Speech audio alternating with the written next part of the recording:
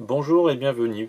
Tout d'abord, présentation du panneau de contrôle du Mister Happy 390 pour la mise en marche générale du véhicule de l'électricité. Appuyez sur le bouton check, positionné ici. Restez appuyé dessus, voilà. Les lumières s'allument, nous voyons à gauche le niveau d'eau propre, à droite les niveaux de batterie. Ensuite, appuyez sur le bouton qui ressemble à une ampoule, juste ici à gauche. Le système d'éclairage va s'actionner. Ensuite, il faudra allumer les boutons avec chaque interrupteur de chaque éclairage. Vous avez le circuit d'eau qu'on doit allumer, qui se trouve ici. Voilà, qui doit rester allumé en jaune, ce qui correspond à la pompe à eau, la douche et l'évier de la cuisine. Voilà, si vous n'avez pas ça d'allumé, vous n'aurez pas d'eau, quoi qu'il se passe. Et ensuite, le dernier petit bouton qui se trouve ici, qui va nous allumer l'éclairage extérieur. Voilà. En ce qui concerne les vérifications de vos niveaux de batterie, il suffit simplement d'appuyer sur le bouton de démarrage, check, qui se trouve ici. Nous allons avoir le niveau d'eau qui se trouve ici, par exemple, à 75%. Ici, nous avons le niveau de la batterie cellule, celle qui nous intéresse, la partie arrière, qui est à 75%. Si je rappuie une fois sur check, je vais avoir la batterie du porteur, donc là, symbolisée ici, qui est à 100%. C'est-à-dire que les batteries sont chargées. Si toutefois nous avions les réserves d'eau pleines, nous aurions le voyant de réserve 1 allumé ici, ou le voyant de réserve 2 allumé ici. D'accord? Dès que le voyant est rouge, il faut aller vidanger. Voilà pour la première explication. En ce qui concerne le chauffe-eau-chauffage, voici la commande qui se trouve à l'entrée à gauche en montant le petit escalier. Donc là, nous voyons juste l'heure qui est en service. Donc pour activer ce système, nous allons appuyer une fois sur le bouton central. Ici, nous avons le petit camping-car qui clignote. Ça nous indique qu'on va vouloir régler le chauffe-eau. Si je tourne ici, le chauffage, pardon, excusez-moi. Ici, nous allons régler le chauffe-eau. Ici, la vitesse de ventilation. Là, j'y vais juste en tournant le petit potentiomètre qui se trouve ici. Pour avoir accès à la température de réglage, il suffit simplement que je clique sur le bouton. Et là, je m'aperçois que nous sommes en off, c'est-à-dire que le chauffage est éteint. Pour l'allumer, il suffit simplement de tourner le bouton et de mettre la température demandée. Par exemple, ici 19 degrés. Une nouvelle fois, pour pouvoir valider mon choix, il faut que je reclique sur le bouton. Je rappuie. Hop, voilà. Et donc là, c'est parti. Maintenant, pour l'eau chaude, je vais aller sur le petit icône qui clignote ici. La même chose, je vais appuyer pour entrer sur les réglages. Nous voyons actuellement que là, nous sommes en position off. Il suffit simplement maintenant de tourner et d'aller chercher la température. Alors, éco, ça correspond à 50 degrés. Hot, 70 degrés, ce que je vous conseille pour la douche. Et boost, c'est pour accélérer la température. Mais vous allez consommer plus de gaz. Donc, laissez sur hot. On appuie ici pour enclencher et c'est parti. Donc voilà. N'oubliez pas de couper une fois que vous avez terminé de prendre votre douche ou de vous réchauffer, de couper le système. Donc pour vous couper, hop, nous allons dessus, on retourne, on clique, on tourne, on se met en off, voilà, chauffe-eau éteint, le chauffage, on clique sur cette partie là, on retourne en off, on appuie, toujours appuyer pour valider, et c'est fini. Voilà, et on sort. Alors, en ce qui concerne le frigo, voilà, la petite mise au point prend un peu de temps. Vous allez avoir le petit bouton qui se trouve ici. Voilà, je fais un petit zoom dessus. Voilà, ici, qui est le bouton de mise en veille. Vous allez rester appuyé dessus. Hop, le voyant va s'allumer et le panneau va s'allumer. Donc là, nous voyons le petit A qui correspond à la partie automatique. Donc là, c'est lui qui choisira sa source. Donc vous laissez allumer comme ceci. Et le frigo va se mettre en service. Si vous êtes branché, il passera automatiquement en 220 volts. Si vous roulez, il passera automatiquement en 12 volts.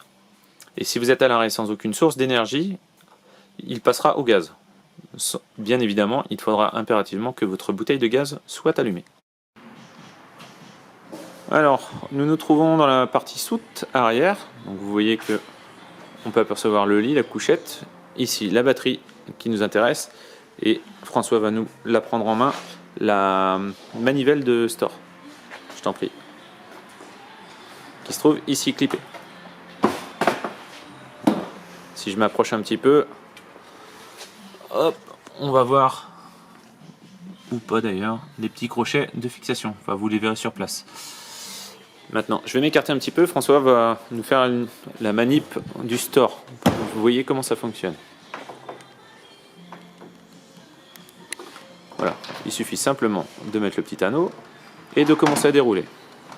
Voilà, donc vous voyez qu'il a basculé d'un coup, ça pose pas de problème. Donc là, vous avez 2,50 m de déroulé. Arrête-toi là, c'est bon. Pour sortir les bras du store, il va falloir commencer par tirer sur le côté gauche. Et tirer vers soi. Voilà, pour pouvoir sortir cette rotule.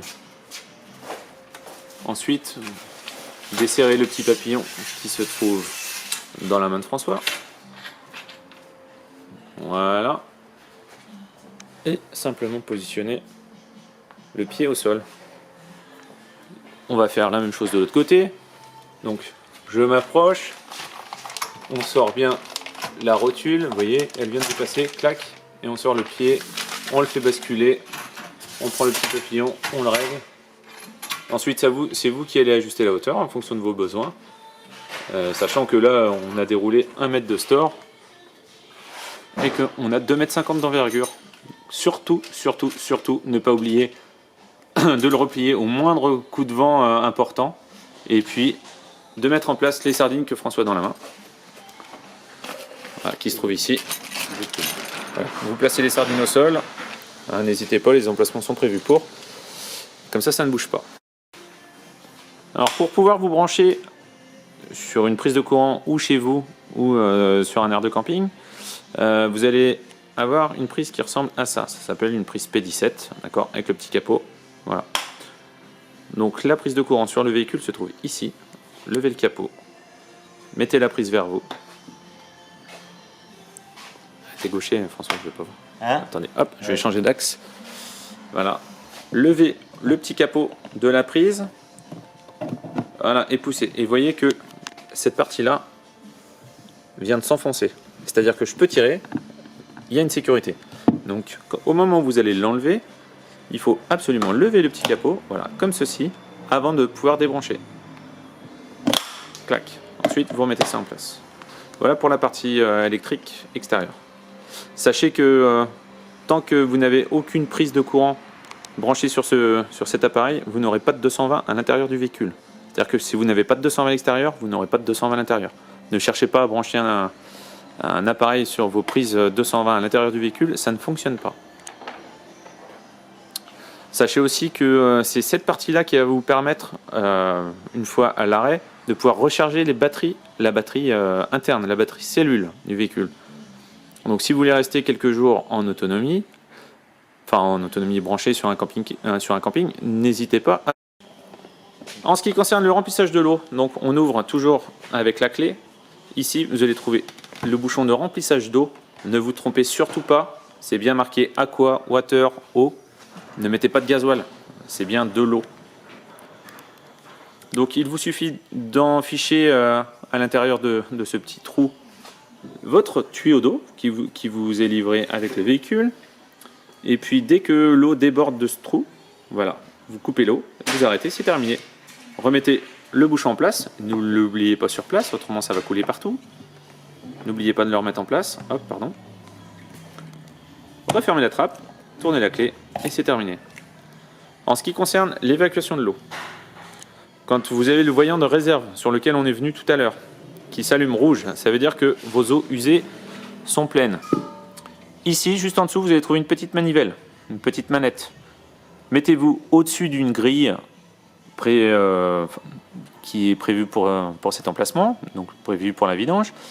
Placez le véhicule au-dessus, tirez sur la grille, tirez sur la manette, pardon, et donc l'eau va se mettre à couler. Voilà. Alors, si je peux zoomer, voilà, il y avait quelques gouttes dedans. Voilà. Une fois qu'il n'y a plus d'eau, refermez en poussant. Voilà, il suffit simplement de pousser et c'est terminé, l'opération est finie. Maintenant, en ce qui concerne le gasoil, ça se trouve ici. On ne peut pas faire d'erreur. Voilà. Il y a marqué diesel sur le bouchon. Et ça s'ouvre uniquement avec la clé du porteur, non pas avec la clé de la cellule. Voilà. La partie AD Blue, vous n'avez pas à vous en soucier, c'est nous qui allons nous occuper de ça. Alors, voilà, nous allons faire une petite démonstration de comment vider la cassette de vos eaux noires, c'est-à-dire les eaux de toilette. Donc la réserve se trouve ici. Cette partie-là n'est pas verrouillable. La partie du pouce gauche de François, elle se tourne. Il faut absolument avoir la clé. Vous ouvrez la porte. Voilà, la cassette se trouve ainsi faite. Levez la petite manette bleue et tirez vers vous.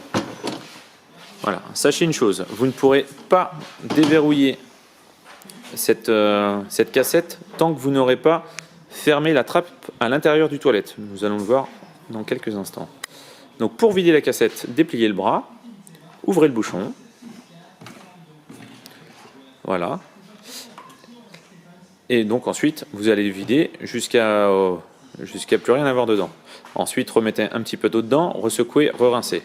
Dernière étape, remettez une dose de produit bleu, l'Aquachem qui vous sera fourni. Refermez le bras et remettez la cassette en place. Voilà. Pour remettre la cassette en place, on n'oublie pas de remettre le bras. On la pousse et clac, le petit clip bleu doit bien être en place. Alors, ici se trouve la trappe de la bouteille de gaz que nous allons ouvrir avec cette clé.